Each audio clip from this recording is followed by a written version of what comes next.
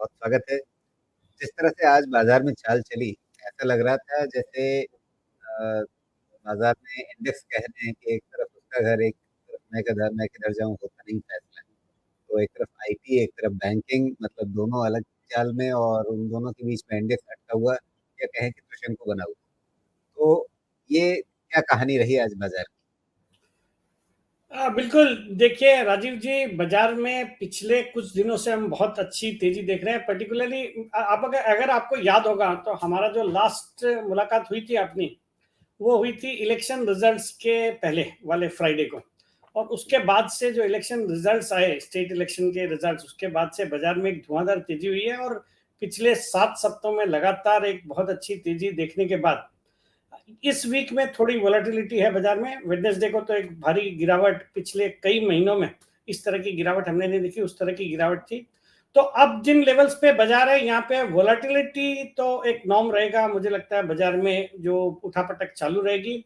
और आज भी इसी तरह का बाजार था। मतलब वेडनेसडे के बाद देखेंगे तो कल एक अच्छी रिकवरी हुई, आज भी अच्छी रिकवरी थी, particularly led by IT, auto, metals, pharma.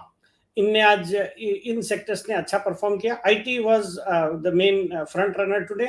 बाकी आपका बोलना उचित है, बैंकों में कुछ एक बैंक ही थे जो ठीक थे, बाकी बैंकिंग स्टॉक्स में प्रेशर था।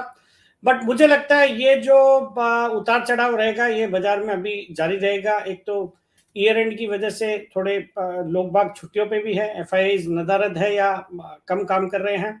और हमारे यहाँ पे भी डोमेस्टिक इंस्टीट्यूशंस भी थोड़े एब्सेंट है, तो उस लिहाज से भी रहता है। बट मुझे लगता है कम जनवरी पोस्ट हॉलीडेज वापस से बाजार में एक अच्छी तेजी का ही माहौल लगता है। और जैसे मैं पहले भी कह रहा था कि in the run up to the elections, जो अपने जनरल इलेक्शंस के तक, मतलब जो मई में होने वाले हैं, मुझे लगता है ये बाजार यहाँ से और अच्छे अपसाइड दिखा सकता है। जो कि आमतौर पे if you look at the history, अगर पिछले 4-5 इलेक्शंस का भी आप अगर वो करें, रिसर्च करें, तो आप ये पाएंगे कि इलेक्शंस के 6 महीने पहले से एक अच्छी तेजी बाजार में बनती है। भले ही इलेक्शन का आउटकम बाद में आता है, बट मुझे लगता है this time should be no different.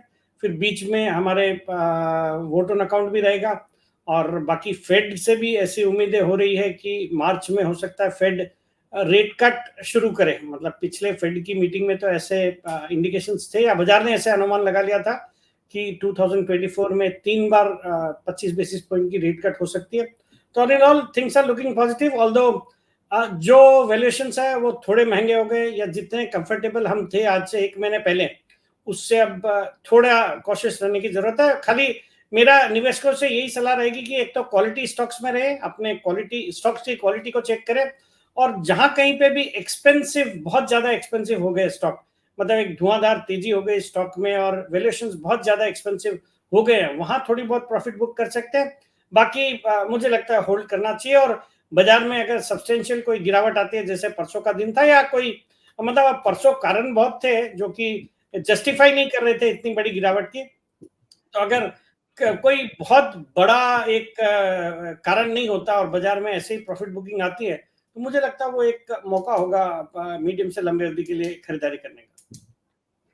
जी, बिल्कुल, जिस तरह से आप परसों वाली गिरावट का ज़िक्र कर रहे हैं, तो उसमें वाक़ई अगर आप चार्ट पे देखें तो वो काफ़ी तीखी गिरावट थी। अगर आप निफ्टी पे भी देखें तो कहाँ से लगभग 21,600 के नए रिकॉर्ड से सीधे वो आ गया था 21,100 के नीचे।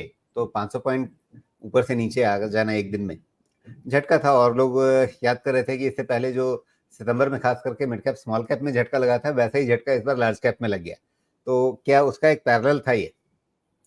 नहीं, बिल्कुल। जो बुधवार की गिरावट थी वो तो लार्ज कैप्स भी क्या, मिड कैप्स भी क्या, मैं तो मतलब लार्ज कैप्स तो फिर भी थोड़े, हाँ, मिड कैप में तो और ज़्यादा गिरावट थी। मिड कैप स्मॉल कैप में तो 8-8, 10-10%। मतलब उस दिन के अगर इंट्राडे हाई, सुबह हम खुले थे 100 पॉइंट ऊपर निफ्टी में, और 21,595 का, शायद 590 का अपन ने हाई टच किया।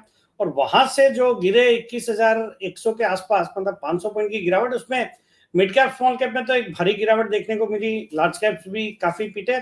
बट उस समय, उस दिन यही एनालाइज कर रहे थे कि कारण क्या हुआ होगा। कहीं खबरें आ रही थी कि कोविड को लेके जो चिंताएं बढ़ रही है, जो केरल में कोविड के कुछ केसेस है, और सरकार की उस दिन कोइंसिडेंटली मीटिंग भी थी मिनिस्ट्री ऑफ हेल्थ की, तो वहां से कुछ आ जाएगा, तो उस लिहाज से भी बाजार थोड़ा डरा हुआ था। फिर रेड सी में जो टेंशन बढ़ गया टेररिस्ट की वजह से, तो उसके वजह से भी कुछ तकलीफें थी बाजार को। और जो आरबीआई ने भी अल्टरनेटिव इन्वेस्टमेंट फंड्स के ऊपर जो एक कुछ रेस्ट्रिक्शंस इंपोज करे, तो उसका भी एक नतीजा था। तो ऑल इन ऑल ये सब फैक्टर्स थे, और बाजार जब इतने अच्छी बड़ी तेजी के बाद कुछ भी ऐसा होता है तो लोगों को थोड़ा प्रॉफिट बुकिंग करने की जल्दी हो जाती है, और कई ट्रेडर्स होते हैं जिनके स्टॉप लॉसेस ट्रिगर होते हैं।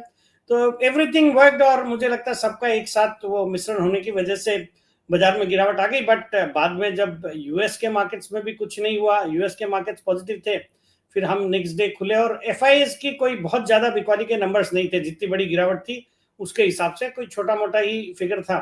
तो इन सबको देखते हुए फिर मुझे लगता है हमारे बाजार ने भी ठीक कॉल लिया, और कल और आज में एक अच्छी रिकवरी हम देख रहे हैं। लगभग मुझे लगता है जो हमने 300 पॉइंट की निफ्टी में गिरावट देखी थी बुधवार को, वो मोर और लेस कल और आज में मेकअप कर लिया बाजार ने। जी। लेकिन चलिए, बुधवार की गिरावट तो एक पहेली ही रहेगी, क्योंकि लोगों ने बहुत सारे कारण गिनाए।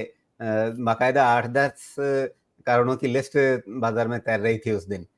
और वो इसलिए क्योंकि स्पेसिफिकली किसी को नहीं पता था कि इतनी बड़ी गिरावट अचानक से क्यों आई। तो सब लोग गेस कर रहे थे कि अच्छा ये हुआ होगा या ये हुआ होगा, और उसमें 8-10 फैक्टर्स की लिस्ट बन गई। लेकिन कुल मिलाकर के उसी एक दिन की गिरावट का नतीजा है। हालांकि उसके बाद तो हम 2 दिन संभले वापस। तो उसके बाद हुआ ये कि 7 हफ्तों के बाद आप एक वीकली नेगेटिव नंबर देख रहे हैं। तो क्या मोमेंटम कुछ समय के लिए टूटा है, या जो होना था इस हफ्ते हो गया?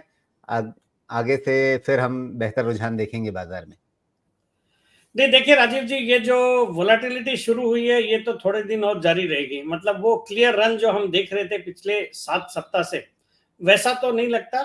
आज के भी बाजार में देखेंगे तो एक समय हम नेगेटिव हो गए थे, 100 पॉइंट जी। ऊपर से निफ्टी नेगेटिव हो गया। तो इस तरह की वोलाटिलिटी रहेगी, इंट्राडे भी रहेगी, और आप अगर डे बेसिस पे भी देखेंगे तो वोलाटिलिटी रहेगी।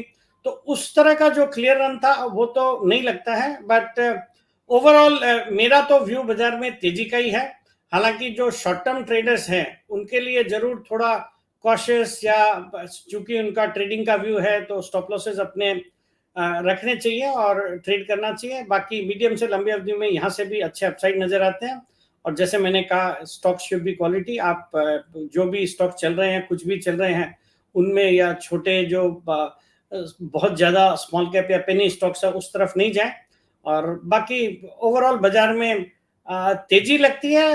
हालांकि मतलब जिस तरह की क्लियर ट्रेंड था पिछले 5-7 सप्ताह में, वैसा नहीं लगता है। तो थोड़ा कॉशियस रहना है, बट अल्टीमेटली बाजार में तेजी लगती है। जी।